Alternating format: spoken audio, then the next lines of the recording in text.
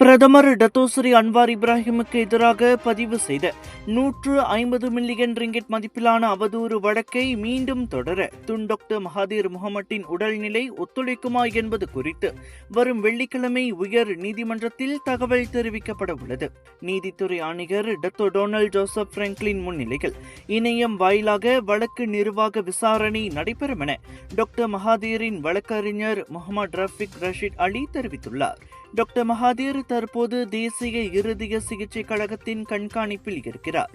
விசாரணையை மீண்டும் தொடர அவரது தயார் நிலை மற்றும் உடல்நிலை குறித்து வெள்ளிக்கிழமை அன்றுதான் தெரிவிக்க முடியும் என மருத்துவ நிபுணர்கள் கூறியிருப்பதை அவர் சுட்டிக்காட்டினார். பிரதமராக இருந்த 22 ஆண்டு காலத்தில் இனவாதியாக இருந்ததாகவும் தமக்கும் குடும்பத்தினருக்கும் முறையற்ற வகையில் சொத்து சேர்த்ததாகவும் குற்றம் சாட்டி அன்வார் தமது நற்பெயருக்கு களங்கம் விளைவித்ததாக டாக்டர் மகாதீர் அந்த அவதூறு வழக்கில் குறிப்பிட்டிருந்தார். 2023 ஆண்டு மார்ச் 18 ஷா ஆலாமில் உள்ள மலாவத்தி அரங்கத்தில் நடைபெற்ற PKR கட்சியின் சிறப்பு தேசிய மாநாட்டில் ஆற்றிய உரையில் அன்வார் அவ்வாறு தெரிவித்ததாக அவர் கூறியிருந்தார்.